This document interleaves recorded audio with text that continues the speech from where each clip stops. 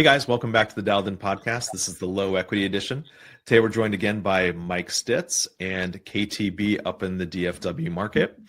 As always, we're sponsored by RocketBotLeads.ai. Again, they provide us with really, really high quality, low equity data the first day of the listing, so you don't have to wait until the data aggregators aggregate all the data and then send that out to everybody. It's sort of our way of getting to the leads first, which is kind of cool. Let's start with KTB since you're new. KTB, tell us a little bit about yourself, and if you want people to work with you, how can they work with you? Yes, most definitely appreciate that. Hello, everybody. KTB from DFW area. Most definitely, I'm a wholesaler out of the Mesquite and Dallas area. My number is 214-282-5251. Most definitely a connector. DTA, DTS, which is direct to agent, direct to seller, cold calling, text messaging, marketing, but most definitely 214-282-5251 is how you can reach me. I'm available. Let's work together. And in my experience, KTB, we've hung out a couple of times. You are probably one of the most energetic people I've been around. You're a fun hang. So if you guys do get an opportunity to hang out with KTB, definitely take advantage of that. Mike Stitz, tell us a little bit about yourself. Where are you located and how can people work with you? Hello, once again. Just like Mike said, my name is Mike Stitz. I'm in Central Florida. I am currently trying to work with some wholesalers, so I'm looking to purchase properties. I am looking into doing some co-living and pad split. I also am looking for PMLs and PMPs to work on those deals with me. I've been in sub 2 for a couple of years and always looking to better my skills. So I'm happy to be here. Thank you, Mike. Yeah. Thank you for attending. Andrew just got here too. So let's bring Andrew on in. Andrew, I saw that you were experiencing some technical issues for a little bit. Thanks so much for popping in and trying again. Hey guys, how's it going? Really, really well. I gave everyone the kind of rundown on what we're up to, which I'll give to you here in a second. But while we have you here, tell us where you're from and how people can work with you. That's great. So I'm in Jacksonville, Florida, and my phone number is 850-284-5808. And I've been in sub 2 for a couple of years and kind of, in and out, right? So my goal here now is to really crank it up, get going, work with like-minded people, do some sub 2 deals. I've got some experience. I've done some sub 2s, some wholesale deals, some rehabs. I just finished a rehab over here in Jacksonville. But I love working with other people, and I love to JV. And I'd like to expand my market and get out of Jacksonville and get into some virtual stuff, some different markets. So looking forward to working with you guys. Well, thanks so much for popping on. If you guys, I'm kind of curious what's really interesting, by the way, I'm just noticing this, is 2 days ago when we did this session, it was all men. Yesterday, it was all women. Today, it's all men. So I think we're like rotating. It's like the school lunches in 4th grade. It's just all boys, all girls.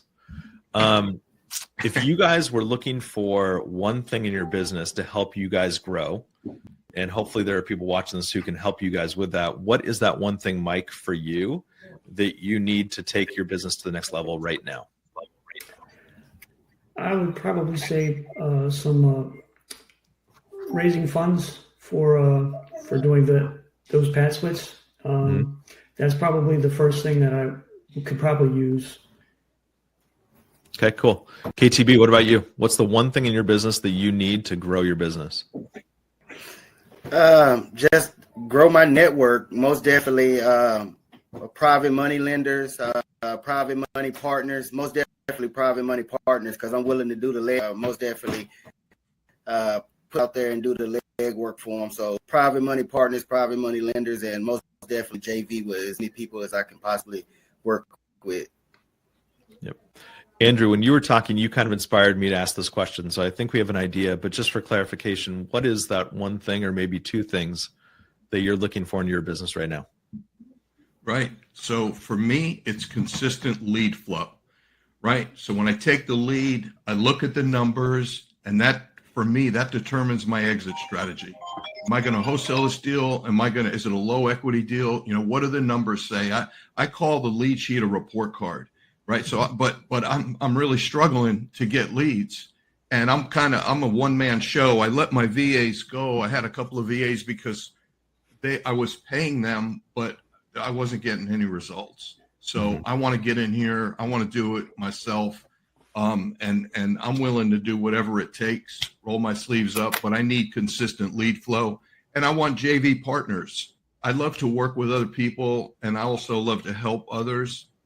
So I'm looking, those are the two things for me, consistent lead flow and JV partners. Very cool. Yeah. Isn't hiring VAs incredibly expensive sometimes when you have to buy data, you have to monitor them, you have to manage them? It can be a major pain, huh? It is a anchor.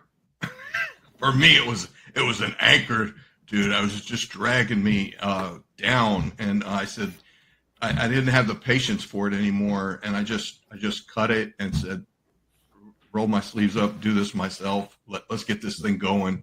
There's a lot of opportunity. I see a lot of things happening in the market for us, right, guys? And I think I want to get a piece of that pie. I want to help others get a piece of that pie. The market's changed a lot here in Florida, and it's go time. What it is go time. Well, the important thing that I always bring myself back to is that the people who are doing this business, especially the creative side of the business, if you have experience and credibility, knowledge, either you know how to do the deals like Andrew, it sounds like you do, or maybe you just know people who know how to do the business, that is an asset that we can bring to the table. What I'm seeing a lot of, and correct me if I'm wrong, guys, is that there are a lot of people who are trying to do this business and they're not doing it in the way that we would do it as ethical, moral types of investors. And so I always love to lead with how can we do this in a way that's best protective of the seller and also the agent as well, right? How can we best communicate to the agent how we do these things in a way that is safest, just put it that way, right? Not 100% safe, but the safest way to do it. So Andrew, I'll kind of give you the brief little rundown of how this all works. First of all, did you receive the list that I sent over to you? I was looking for that, Mike, and I cannot find the list. I think you said you emailed it, and I checked. The email that I have on file with Sub2 is drew@jacksurban.com. But I don't see the list anywhere. Okay. Let me send you over a list right now. What's the best email address for you?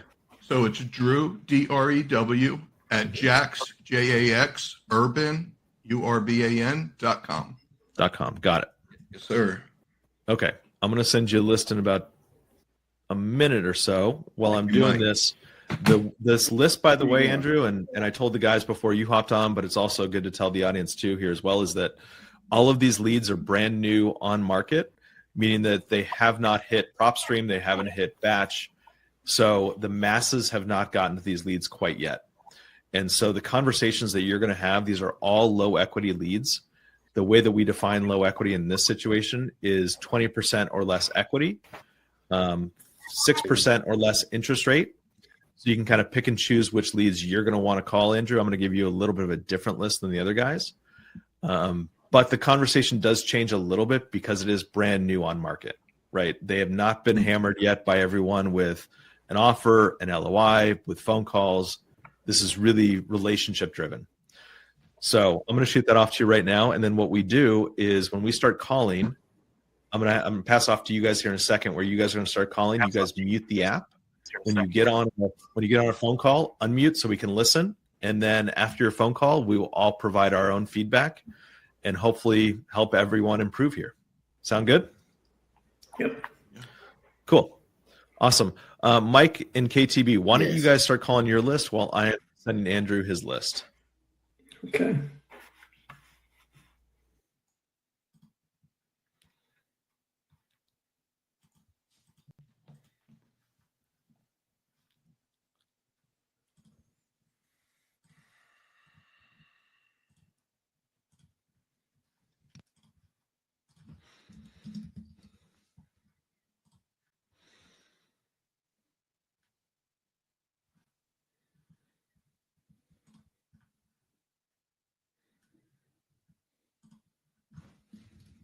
Doing today? Good. I was calling about your listing for 5907 Laurel Hall Drive. Yeah. Yep. I did see it's a brand new listing, so you probably haven't gotten a whole lot of contact on it yet. Is that correct? No. No? Okay. Just to let you know, I am a buyer. I would be looking to purchase this property. And with that, I do use Creative Finance usually to do these types of offers. Are you familiar with those types of offers? If it's seller financing, it's not. Okay, no, this one doesn't look like I'd be doing seller financing with your client. No. With this one, usually what we do is we like to mirror wrap their current financing. And what we do is any equity that they do have, we like to put money in their pocket. We cover closing costs and we cover your commission. And we come in unrepresented on our end. We just find that makes it easier for them. We save money on costs. And like I said, put more money in their pocket when we do that. In addition, what we do is we would continue to pay their mortgage that they currently have.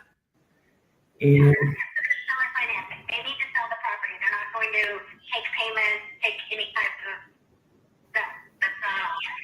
okay, I understand. I get the calls daily, probably 5 a day on every single listing I have. And it's just, you guys, I understand from your point of view, but from the seller's point of view, they're selling their house for a reason. They don't want to stay there. So, and they're not going to let somebody take over their mortgage payment and continue to live there. So it's either a straightforward offer, finance or cash, or they are not interested. Okay, yeah, I can completely understand that. Yeah, I won't try to convince you or your client. It doesn't look like it'll definitely work in this situation currently right now. But if you have any questions regarding it, I'd love to be a tool in your toolbox just for you. If you have any questions, me and my partners have been doing this for a few years. We find it is beneficial for some people, and just want to see if I could help you. All right, thank you. Thank you very much, Darren. You have a good day. Isn't it funny how we talk about, hey, these leads you're not gonna hear the, hey, pound sand, if this is a seller finance or creative, and then the first call we lead into that. I'm sorry, Mike, because that was punishment for you, but I'm kind of glad that we did, because you handled that really, really well. And I love the fact that you said, look, I just want to be a tool in your toolbox. My concern here is, it sounds to me like she doesn't know exactly what she's even saying no to. Right? Did you guys get that question? She didn't even hear my offer. You have 1040 Manor Drive. KTBs. Yes, I was calling. I know we early to the game, and I was trying to see if you have any offers on that property right now. Not yet, but I have a lot of showings. A lot of showings. When is the showing? We have tons of showings. Okay. We have agents showing it. Okay. Well, I'm an investor out of Texas, but looking to move into the area down there for some more investment properties. And I was to be one of the people that put an offer in. And but what we looking for is a different technique that we using for as taking over the payments. Are they offering? We can get them exactly what they need and price that they're looking for. Would they be open to anything like that? To taking over their financing? No. No. What are they looking for? No, they're looking to sell the property at the list price there. As a list price? Okay. I may be a little bit too early. I was trying to see. You say y'all have listings every day? I mean, showings every day? No, we have agents showing their. I'm not showing it. Oh, okay. You the broker? Correct. Okay. Well, sorry about that. I appreciate you taking my call. I'm most definitely trying to get some more information on it to see the price structure and how we can come in and help. Okay, sounds good. Send me your email address and we'll get you the information over there. Okay. I do appreciate that. Thank you. Okay, thank you. I'm happy to be here. Okay, 2 in a row. Fun, right? Fun way to start the day off. So Let's break this down a little bit. Mike, KTB, Andrew. By the way, Andrew, do you like to go by Andrew or Drew? My friends call me Drew. I've got Andrew in there because it's,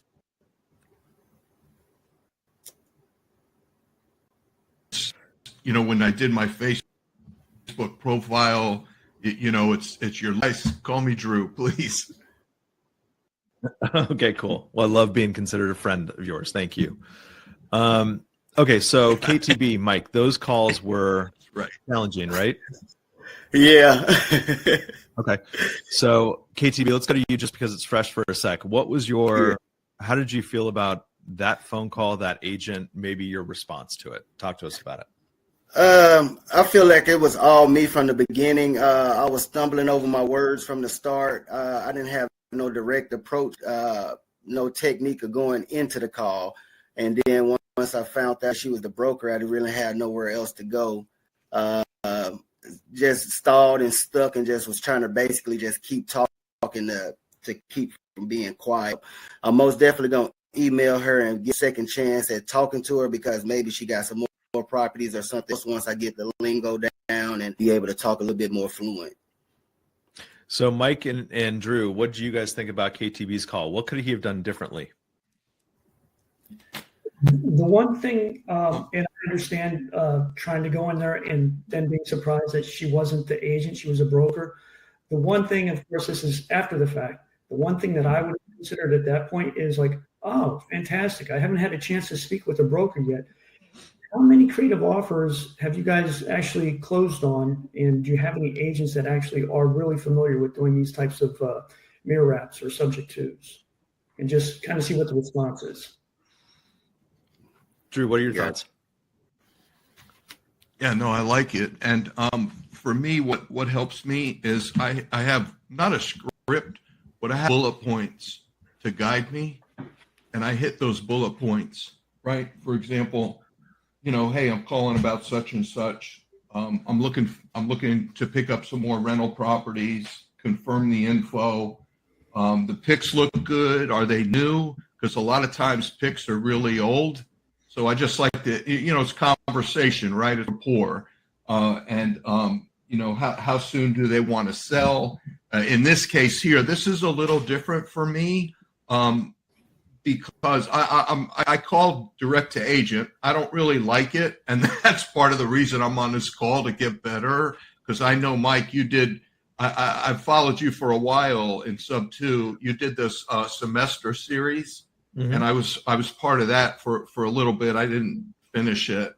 But I was part of it. And so I know that you this is what you do. And you're really good at it, right? You had a really good team with you. It's what I do. I don't know if I'm good at it, but it's what I do. Yeah, you're good at it, man. So so bullet points really help me because they help me stay on track, right? And hit it and just go right down the line. So those things are very helpful to me. And and I let them know I'm interested in putting in an offer. I'm trying to figure out how the best way to approach this so it's a win-win situation. Typically, we do DSCR loans, but right now those are challenging because of the interest rate. So we have to be a little creative. So this is what an offer would look like for you. I don't mention I don't like the words like creative finance. Because a lot of people, a lot of these agents, they don't know what that is. So when they don't know what that is, what happens? We get recluse, right? We close up. We just shut it down because we're talking about something that they have no idea what it is. So that's just for me, though. Everyone's different, right? We all have our level of comfort and what we like to say, right? So what works for you? But that's for me. I don't like those words that people don't understand. I'd rather say, and you take payments for a short period of time, or a long period of time until we could get you fully cashed out. Right. Mm-hmm. I mean, I'd rather say it that way. And then, what do you mean? Right. And then you kind of go to the next level with it. Right. Because, It's curious, kind of piques the curiosity. But guys, these things are for me. Everyone's a little bit different, right? I'm just sharing with you what I'm comfortable with. So, Right. and I appreciate and that. the other thing the other thing for me is like these are brand new leads, so it's a little very awkward for me, right? Because I'll typically be calling 90 days on the market, 60 days on the market, 45 days on the market, reduced by 10 grand. I'm jumping on that lead, right? It's still sitting there. So this is a little awkward for me because these people, they don't have any, or this brand new, like Mike was saying earlier, it's brand new, and it's like, okay. So, Right. but I'll navigate through it as best as I can, but it is a little awkward for me. Yeah. But, So, there are pros and cons to the types of data that you call, right? If you're calling 60 days or 90 days on market, the pros are that there's inherent pain, right? From the seller, or for the sellers and for the agents. It's taken them that long to move this property. And from a seller's perspective, especially if there's, let's say hypothetically that they're struggling to make payments. I know that's kind of like another potential situation, or it's part of this potential situation. But the more that they have to stay and pay towards their mortgage, that's pain, right? Imagine showing the house 30 times and not selling your house, how annoying it is every single time that you leave that house. You're optimistic the first 5, right? Oh, I hope these are the buyers. I hope these are the buyers. After 7, you're like, geez, I just put away my underwear and put the kids' toys in the closet again, and no one's making offers. So there's that kind of pain, right? So that's kind of a pro for us to come in and say, look, here's a solution, guys. I know that you've probably been presented a lot of times by somebody like me who's presenting something similar. However, let me explain to you how it could work. My approach with the brand new on market leads is that I say many, many times, I'm sure, Mike, you've heard me say this. I'll say something to the effect of, look, if I were the seller, I probably wouldn't even consider something like this at this point in the listing. You guys are brand new on market. I'm sure you're hoping for an over ask offer, and you're hoping to sell this thing as quickly as possible. Where we potentially add value is if, for example, 30 days down the line, you guys are not getting the offers that you're hoping for, and maybe you're worried about reducing the price to increase offers or showings. That's where we might be able to come in, and instead of you guys reducing on a dollar for dollar basis the cash out of close to the seller, we can come in and potentially pay you guys exactly what the purchase price is effectively. And also at the same time, let me show you how we can protect the seller in this type of a transaction.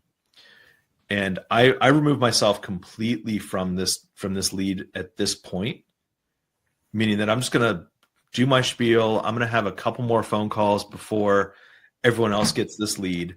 And then I'm just going to follow up. I want to be the resource and prove to them that I'm the person that they should be working with if they do decide to go down this road of creative, whatever that means.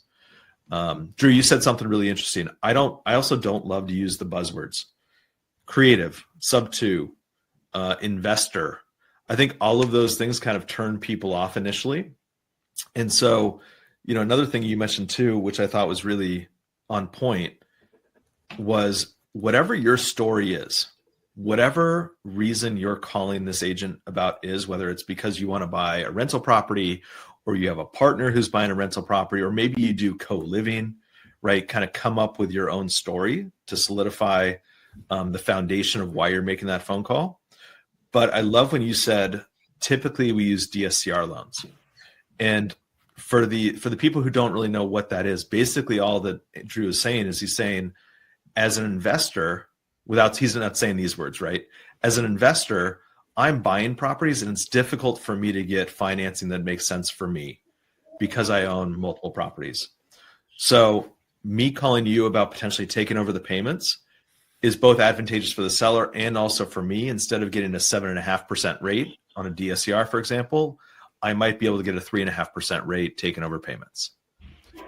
And so that's the difference. That's kind of the value add for us, but it's also a great way to explain it to the agents as well.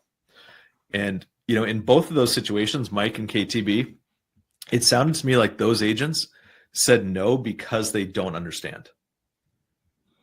Yep. KTB, 100%. your agent was like, "Oh, you're going to take over the payments, and they're still going to live there." No. Right. No, that's maybe you got half of it right, but not the other half. And so, what I would always ask in both your situations, Mike and KTB, is why doesn't that make sense for the seller, right? Get out exactly what the agent's thinking, or something like, it sounds like I wouldn't say this because that's kind of contentious, but I would say, have you ever done a transaction like this before? And just kind of see where that goes. Yeah, I like to put them on the spot, kind of at that point, just like, okay, you're Totally. at this point, you're not listening to me, and you don't really want to hear. Let me just ask you a question, see if you can explain. Yep, that's exactly right. So I hope that we got the tough calls out of the way for today. I think I'm ready. Those are 2 tough calls. Let's hop back in and make some more phone calls, guys. All right. Good job.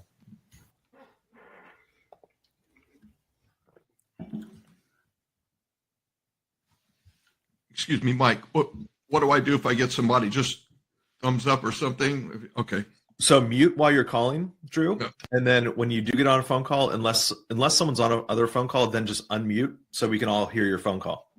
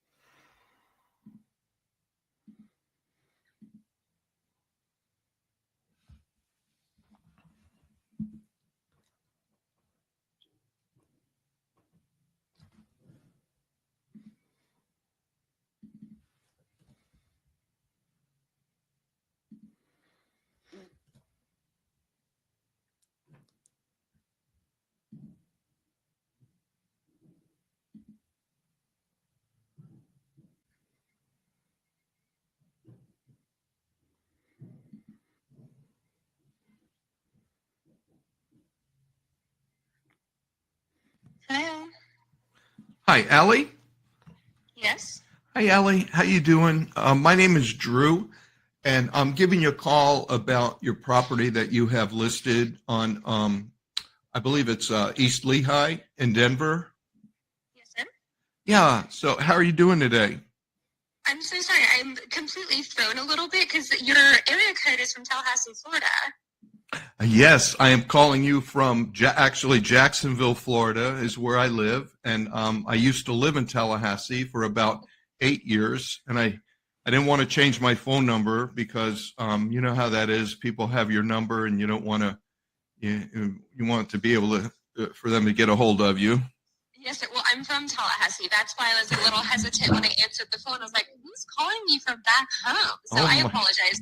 Yes, my sir. gosh. How can I help you? That's amazing. That's amazing. You want to hear something funny? I used to live in Colorado. Honest. I lived in Colorado Springs, and I lived in Arvada, Colorado, right outside of Denver. So I lived there for about 5 years. Okay, well, small world. Well, how can I help you? Yes, Yeah, sir. so I wanted to give you a call. So I'm looking to pick up a couple of rental properties. And I wanted to just kind of, I know you just listed this property, right? Did it just come on the market? Tomorrow, actually. We're still officially coming soon. Okay, great. So I wanted to just reach out to you quickly and just kind of put my name in the hat for a possible offer. And I wanted to just confirm the information with you a little bit. I see what it is right here. I don't see any pictures yet, but those are probably coming soon as well. Picture should be up. Let me double check that, but I believe everything should be up and running. Okay. And are they brand new pictures? Well, I took them last fall, and then we did some work on the property. Let me double check, but I mean, yes, sir, they're within this couple months. Okay, perfect. Perfect. So, Ali, let me ask you, your sellers, are they when are they looking to sell right away? Or, Yes, sir. I have 43 photos at least on my end that are up and available. Okay, great. I think had a wrong. I think I was looking at the wrong thing, Ellie. I apologize, but I Not think a problem. I I have. just want to double check myself. Yeah, it's a nice house. It's a cute little house. Yes, sir. Yeah. What where are they selling? If you don't mind me asking. No, no problem. Mother is having some health issues, and so they are moving out to help, or actually have moved out and have moved in with mother. Oh, I went down that road myself. I only reversed, right? It was for my mom had health issues, so we had to move her into our house with us. So it's kind of reversed, but I certainly understand, the situation, right? Yes. Yeah. Mm-hmm. So I wish them all the luck. So they get what they need, and they could take care of each other. So obviously you don't have any offers yet that are coming in because it hadn't really hit the market yet, right? Correct. Yes, sir. Yeah. So I'm interested in this home. This is a really nice little home. It's a perfect rental property for my portfolio, Allie. Sue, 1,400 square feet, and it's ideal. And I'm familiar code as well, so it's a nice little area.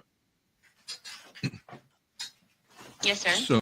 So Allie, let me share this with you for the sake of your time, my time. I know you're just hitting the market, so typically, I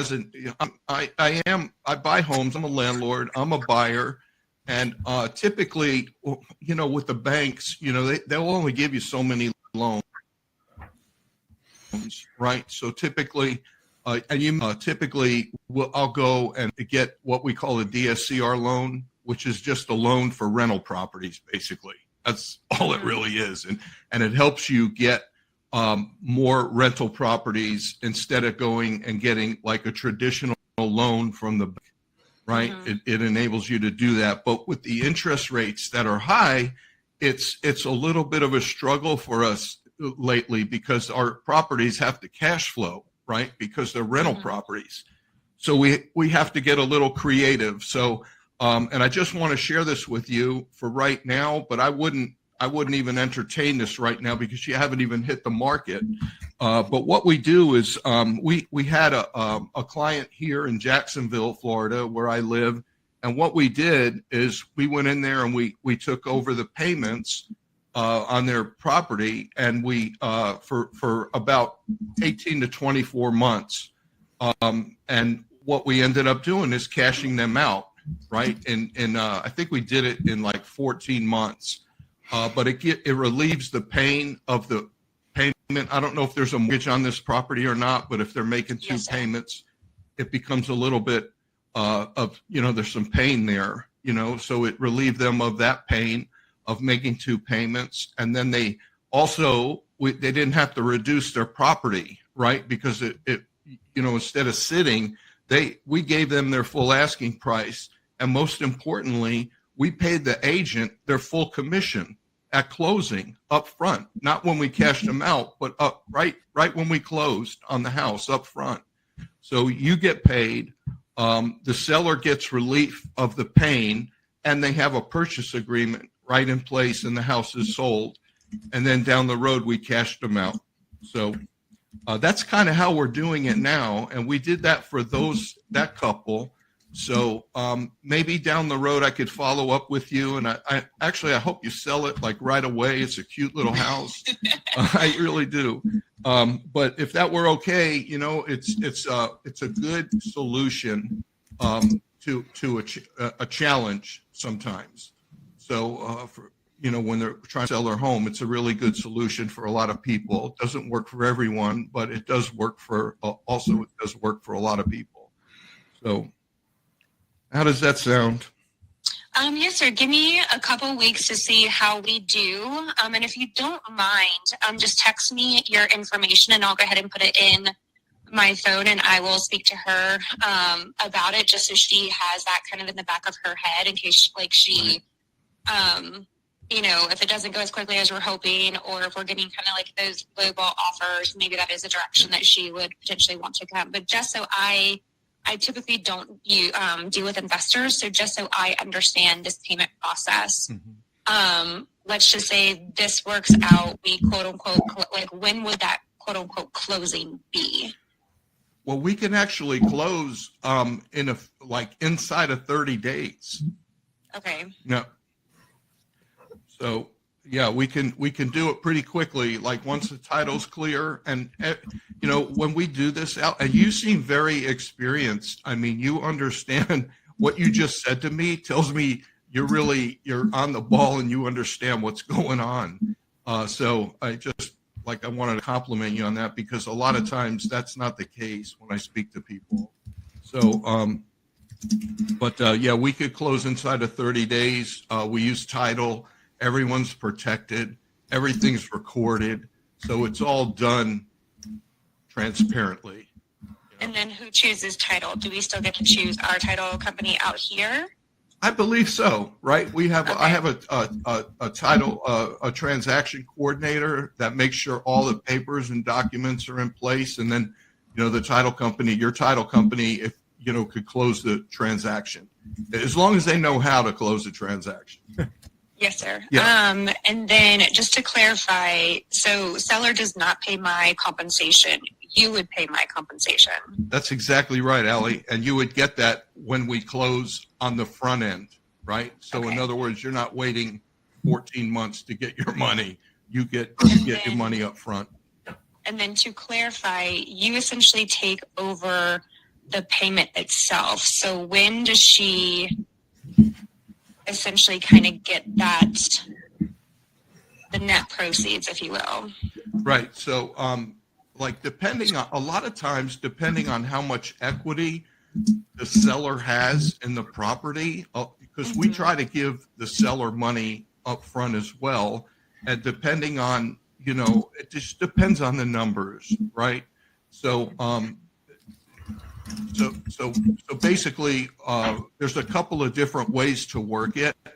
If it's a very large amount of equity, a lot of times we'll do like what we call, we'll pay the seller separately outside of the mortgage. We'll make payments to the seller, like if they have a large amount of equity. If they have a small amount of equity, we try to give that to them, depending on how much that is. That makes sense? Okay, so let's just use easy numbers. So roughly $25,000 in equity, you would give her $25,000 once we quote unquote close. You essentially take over those mortgage payments for the next 18 months. And then after 18 months, what happens? Then she's fully cashed out. And okay. Yeah. So the mortgage is still underneath her name though. Correct. Okay, you have title, mortgage is underneath her name, payments are done but through you. Correct. Okay. And through a third party. We use a mortgage servicing company, so everyone's protected. Okay. Yeah. And then you are willing to do that. Okay. All right. I think I've got it. I apologize. I just wanted to make sure that I was clear moving forward to have the information, because again, like I don't normally deal with investors. I just deal flat out, cash or conventional loans, and we're good to go. Right. Okay. Perfect. Yes, sir. If you wouldn't mind just texting me your information, give me a couple weeks to see how we do. Yeah. I will tell her about this just in case this is something that she just rather not deal with buyers and everything along those lines. If this is something that she would like to go reach out to you. Yeah, and we could go into more detail, and you are very clear, by the way. You're very clear at everything that I shared with you, and it's refreshing, actually. So I appreciate your time, Allie, and I'm going to text you that when we hang up, okay? Perfect. Absolutely. Again, I apologize about my little, who is this when I first answered? Because again, the Tallahassee just kind of threw me. So I get it. But thank you for the phone call. I greatly appreciate it. Absolutely. Thank you, Allie. Have a great one. Mm-hmm. All right. Thanks. You as well. Bye-bye. Bye-bye. Drew, fantastic job. Fantastic. Let's go around the room here. Mike, you first. Tell me what you thought about Drew's call. Wow. All I'd say is, wow, that was a fantastic call. And yes, you got a good call. You got a good agent. You got a good agent, guys. It may have been, of course, that you started rapport with her right away because, the whole phone number thing, Tallahassee and Colorado. So that seemed to work in your favor for sure. But you really knew what you were talking about. You knew how to, I guess, like you said, hit your bullet points. And before she started even asking questions, you kind of answered it for her. So she kind of knew what her or her client could expect with the offer you were going to provide, what you've done in the past. And you seemed like a very confident and experienced individual. So yeah, I would say, 100% great job. Thank you, Mike. And I did get lucky, guys. I mean, with the phone number, the rapport, and just a nice person, right? Listen, the agents that you guys had, I've had those, a lot of those. Okay. Yep. And they're really, you got to have some thick skin, right? Don't we? So I'm glad that we had a good one that we could listen to. And I thank you, Mike. I appreciate your thoughts. Yeah, Drew, we keep saying that you got lucky. Yeah, maybe a little bit, right? But you also capitalized on having an agent where you had something in common with. And that's the key is some people will forget about, hey, there's something that we have in common here. Let's go down that path a little bit to build that rapport. And, sometimes I kind of make fun of rapport building in the sense that the traditional rapport building is like, I like dogs. Do you like dogs? But, you guys had a lot in common in terms of where you lived, right? And there are ways that you could do that. And you did exactly that. So great job there. KTB, what did you think of Drew's call?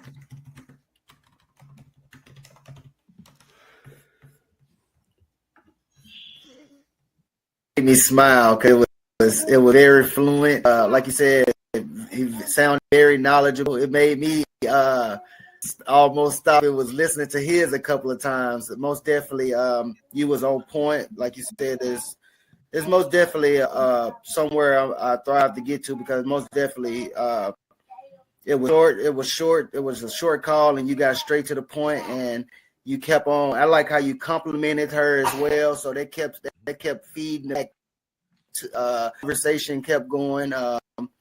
Most definitely, those were my main two takeaways. Like you build rapport, and like you said, and just keep talking. Basically, to making sure that you get on the same page.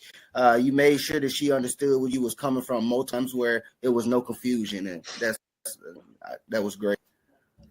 Thank you, KTB. I appreciate that a lot. And hey, guys, we're all in this together. We can help each other. What do they say, Mike? A rising tide floats all boats. Okay, That's what they say. And that's really what this is. Okay, this is a rising tide. Okay, and I just jumped in the boat, and I'm glad to be here with you guys because I needed to be I'm a one-man show, and it's lonely.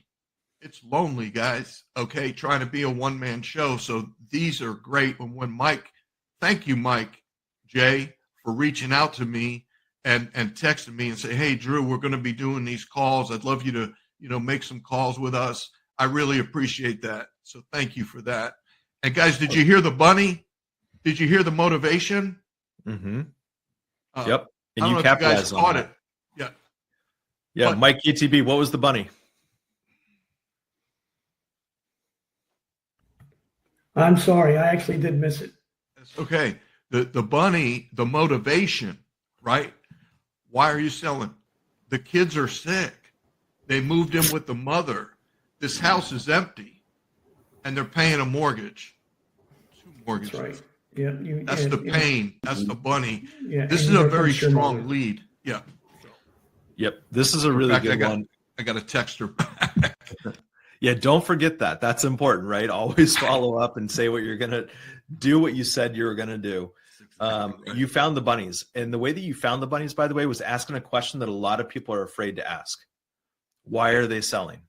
And, sometimes an agent's going to say, look, it's none of your business. And they're right. It's none of our business. But asking the question doesn't necessarily put us down a step below after asking that question, right? It's not like we can continue on or we can't continue on with the conversation after we ask that question. So great job. You asked it very directly. Some people will ask it indirectly, but I think that asking the question is super, super important. One thing that I also noticed on that phone call too is that you kind of took your offer, if you will, completely off the table. You know, you guys are so new. In fact, you guys haven't even come on market yet. You know, maybe sometime down the line, this might make sense. I forget exactly what the wording was, but she circled back and she goes, look, this might actually make sense for them. And so by removing yourself entirely and doing the soft sell, that always shows me that you never have to, or you don't always have to. It kind of depends on your style. But Drew, your style is just like mine in the sense that I'm going to soft sell you. This is how it could work.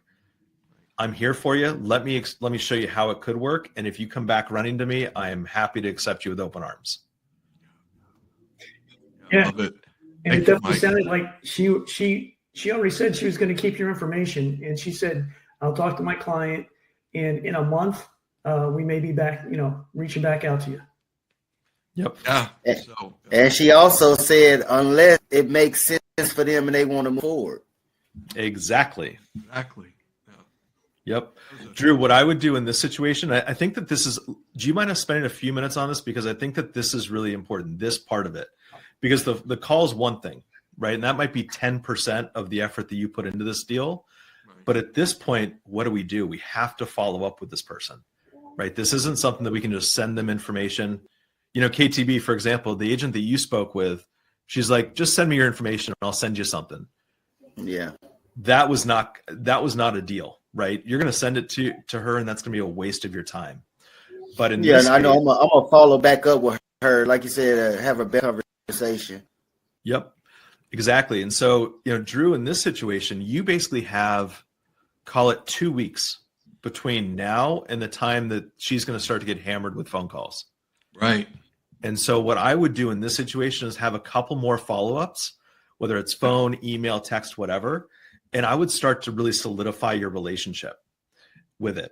So you always want to be the person that she's going to come back to if they do need that solution. Mm-hmm.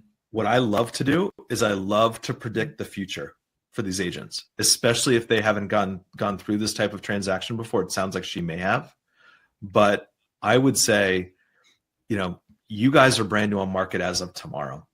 In a couple weeks, people are going to identify exactly what I identified just very early on, that this could be a candidate for an investor type of acquisition. And so that's your opportunity to step in and just say, look, people are going to say a lot of different things. They're going to try to convince you to do this, that, whatever. Feel free to use me as a resource. If you guys get an amazing offer that isn't from me, I'm happy to take a look at it and make sure it's legitimate. I love that.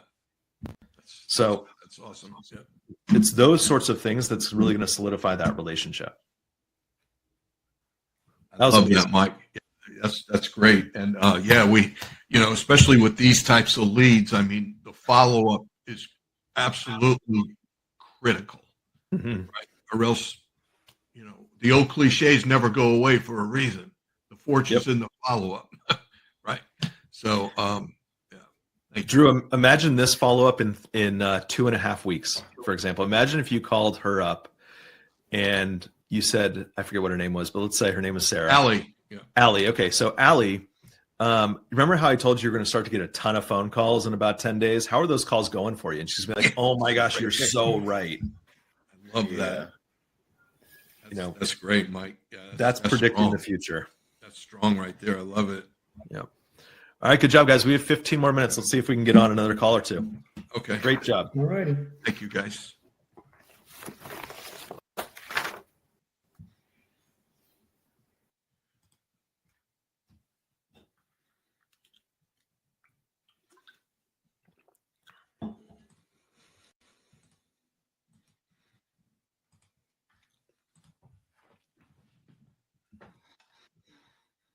Call from you guys?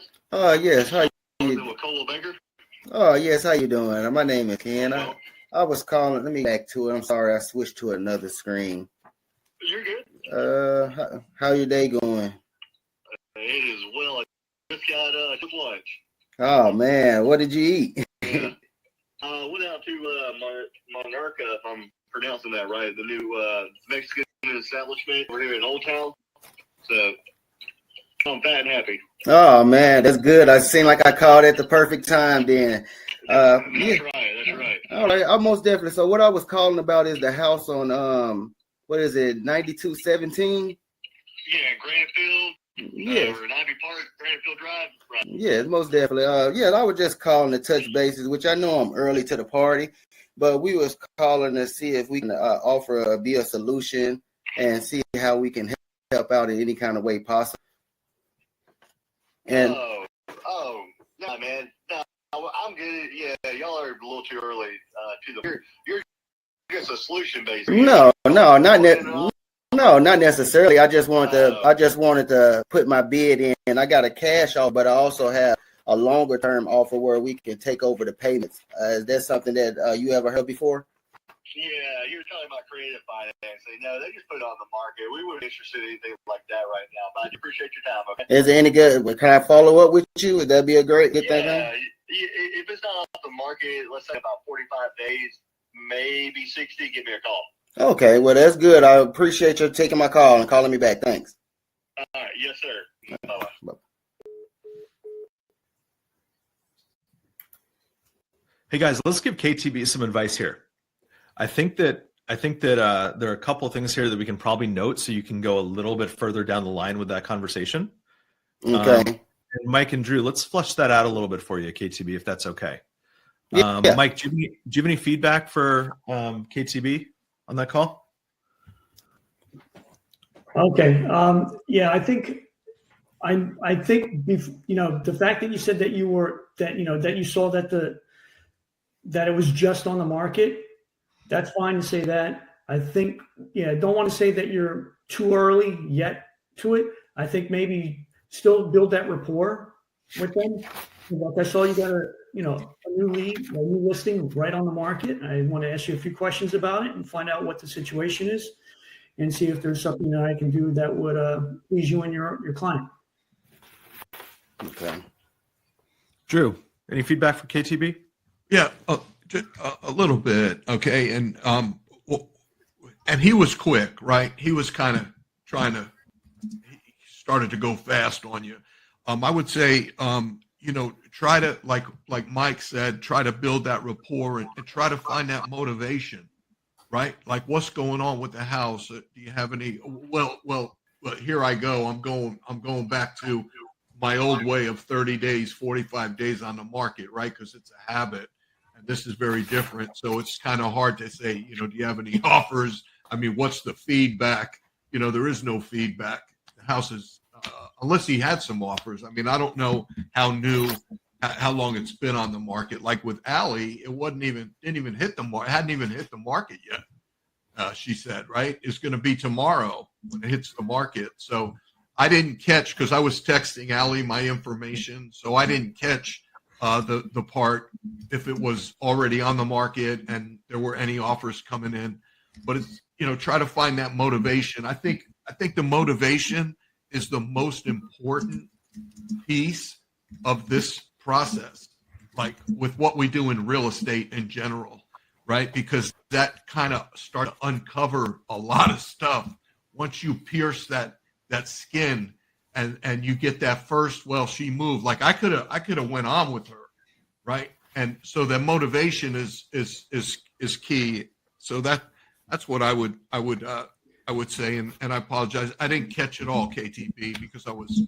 It wasn't much. The only thing we talked about is his food that he ate for for lunch. Lunch he finished. The other thing I would mention, KTB, is because we are first one, just be curious and ask him. It's like, I know this is new, on the MLB, for a listing. I want to know, am I the first one to call you about it? Or, how many people have called you about it already? Just be curious about it. Yeah. So I talk a lot about this. So I'm sorry if you guys have heard this before, but I talk a lot about how you're positioning yourself on the phone call with the agent. And, what is your mission, right? What is the way that you're going to what's the way that you can connect with the agent? They're going to be open to having a conversation with you. And I use this example a lot. Amber Brown in Sub 2, what she does, and she's been on these phone calls before, and we kind of flushed it out for her. She does what she calls the Golden Girls model, meaning she buys a house, typically Sub 2, and she houses older women, older independent women who aren't quite ready yet for assisted living facilities, but they want to live in a community of like-minded women. And so that's a really, really cool mission, right? And so mine, for example, one of mine is I'll call up an agent. I'll say, look, I'm looking for some opportunities in the San Antonio market. What I do is I buy homes, and then typically what I'll do is resell them to people who are struggling to qualify conventionally. What I want to do is provide the opportunity of home ownership to people who traditionally wouldn't have them. And so I'm really trying to think of like, what would a charity's mission statement be to some degree, right? How can I give back to the community? And what I've seen is that anytime that something like that is presented, or most of the time something like that's presented to an agent, they're much more open to having a conversation because they know that you are moving forward in an honorable way. And so, it's one thing to call up, and I'm not saying that you did any of this, by the way, but a lot of people will call up an agent. They'll be like, hey, I'm looking to buy your house Sub 2. Can I take over payments? Right. And so, I think that's definitely jumping the gun in a lot of ways, as opposed to, one of those two previous examples. So KTB, if you don't mind, what's your end goal? Are you planning to wholesale these deals to somebody else? Well, in the beginning, cash flow right now, so it's definitely I'm gonna be the middleman and wholesaling right now for the short-term goal. Probably 6 months down the line, or until I got capital before I start to buy gold. Cool. So the way that you can then position yourself in these conversations is, I wouldn't say that. I wouldn't say, hey, I'm going to wholesale this Sub 2 deal if I get it under contract, right? That's not the best way to go about it. But what you can do is you can lean into, Mike's mission or Drew's mission or Amber Brown's mission and say, look, I have a partner who's looking for this specific thing, and this is what they do. And my job is to connect with agents who do something or who are in the business of possibly helping us out. And, lean into the partnership thing, see how they respond, because I can tell you that they're going to be much more open to having a conversation with you if you lead in initially with, hey, this is what I do, and explain to them how you do it. Not the other way around, but you want to do, this is what I do and this is how I do it. Meaning I do the Golden Girls model. I won't go into that. But then the way that we are typically purchasing is we're coming in at full ask price. We're paying the agent's commission on our side, so the sellers don't have to. We're paying all of the closing costs. The only difference between the way that we purchase and traditional buyers are going to purchase is that we simply take over the payments that are already in place. Have you ever done a transaction like that before? That's it. And then shut up and then see what they say. Because that's going to open up a different line of questioning. And you've also led in with the idea of you are currently giving back to the community in some way. Right? So they're going to be much more open to having a conversation with you than not. Does that make sense? Yeah, most definitely. Because I like the Mike angle for affordable housing, co-living. I love that angle. Most definitely, that's a end goal. And remember to simplify the terms as much as possible. You use the word co-living. That's what kind of sparked in my brain. On yesterday's phone call, we talked about co-living, but I don't think a lot of people know what co-living is quite yet, right? A lot of people say, hey, I do the pad split model. Everyone's like, well, what the hell is pad split? Because they just don't know it. So really simplify it as much as possible. Think of the person on the other line as someone who has no clue what it is that you're talking about. And there's no harm in, you're not speaking down to them if you lower the level of conversation, right? If you just say, look, what I do is I buy homes and I'm typically putting people in who are living for 3 to 6 months in these homes. They live as a community. We found that X, Y, and Z, that people are, much happier in these types of homes. It fits a certain type of personnel or a certain type of person, whatever that is, really simplify it as much as possible. Do you guys, Mike, Andrew, Kentarian, do you guys have any feedback on that at all? No, I love it. I'm learning more and more. I am, my plan is to do the co-living, the pad split. However, I know even last week when I was on the calls with you, you had mentioned the Golden Girls and you explained it to me. I think one of the things that I will use it, one of the first things I'm going to do is ask people, do you remember watching a TV show called Golden Girls? You remember, the ladies who lived in the house together? There always, some type of situation going on with the ladies. I'm trying to recreate that with one of my partners and just see if it sticks. I love that. What do you guys think about this? I'm just kind of coming up with this in my head. So tell me if I'm on the right track or not. I think that the Golden Girls model makes a whole lot of sense when a woman calls a woman to have that conversation. Like when a female investor calls a female agent, there's that kind of automatic connection. I think it might be a little bit different when a man talks about Golden Girls. What if you did the Golden Boys or something like that? Well, that? And you bring up a great point. The one thing I would say is like talk about, thinking of my grandmother or my mother. If I say that, everybody has a mother or grandmother usually. So, they can reference that in their head. And I think that would kind of stick. And I wish I had remembered the Golden Girls situation with my first call today, because it was a lady and she kind of was very standoffish right from the get-go with me. I wish I would have used that first. That's okay. Sometimes we have to kind of get into a rhythm.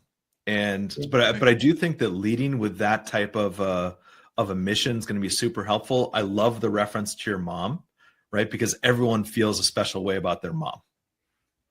Yeah. Always. Right. My mom is a very special person. I'm sure all of your moms are as well. And so, you can lean into that and say, look, you can even give a not a fake example, but, maybe an exaggerated example. My mom is of the age where, she's not quite ready for assisted living, but, she does want to be around like-minded women. And so I came up with this type of model that's as simple as it gets, Yeah.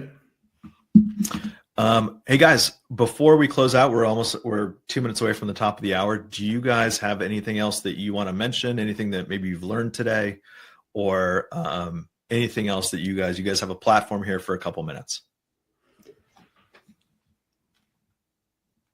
Yeah, I'll just say, I don't know if I gave my phone number out to people in the beginning, but yeah, you can reach me at 267-337-1564. Like I said, I'm looking to work with wholesalers and KTB. If you want to reach out to me, I can definitely look into, if you have any deals, I definitely take a look at them for pad split in certain areas. And I am looking for PMLs and PMPs. And if anybody has any questions about it, I'd love to talk with you about it and see what I can do to help you. That's great. Thank you, Mike. And Mike and Mike. So I'm going to call you Mike J. Mike J. Is that okay? Of course, please. Yeah. It's my first time on this call with you gentlemen, and I'm grateful to be here with you guys. Like I said a few minutes ago, I like being around people, and we work together and help each other. So I think I gave my phone number out earlier. Happy to do it again if someone needs it. But I love to have conversations. So if there's anything that I can do to help anyone, just hit me up, text me, call me. I'm here to help. So, and I'm looking forward to being a part of more of these conversations on this platform with you guys. Yeah, I am too. All three of you guys are welcome anytime. Please. You said it before, Drew. We need to be doing this as a community. We're not competing against each other at all, right? We're helping each other. So are you going to continue to do this, Mike? Monday through Friday. Okay, great. So can I jump in like more than once? I wasn't sure. Like I went to the calendar and I said, well, maybe I could put myself in for 2 days, something like that, right? Is that okay? Absolutely. You can book yourself as often as you want. We want more people to contribute. I love having 3 people in here because there's very little lag in between phone calls, right? If we're calling on a list, there's not a whole lot of silence. So I love having at least 3 people on here with me. Right. All right, guys. Beautiful. Yeah. KTB, great seeing you. You going to go to Squad Up? I'm not sure this year. I got a lot of things going on. I'm actually in the process of getting this another house right now. Personal wise, I actually just wrapped my other home, and I'm getting another FHA loan this year. So I kind of need the down payment on that for right now to stay focused. So, but I do keep in touch with the people that I met last year, and I got most definitely I would dream about one, but if I can make something happen between now and then, most definitely I will be there. I love that. Well, I'll leave it with this. There was a post in Sub 2 yesterday or the day before, and someone said something like, you don't need to go to Squad Up to do business. That's absolutely true. But what I will tell you is that these sort of opportunities, these networking opportunities, especially within the Sub 2 Gator top tier TC communities, there's something different about it, right? We're all a massive family, and it's great to see people that we've built relationships with. So it's not just about business. Sometimes it is, but it's also about building relationships with people and just connecting. So I encourage everyone to go to those types of meetups, connect with people. Three of you guys, thank you guys so much for attending today. It's great to see you guys. Thank you guys. Appreciate you. Have a great weekend. We'll see you guys next time. Yeah. All right. Thank you.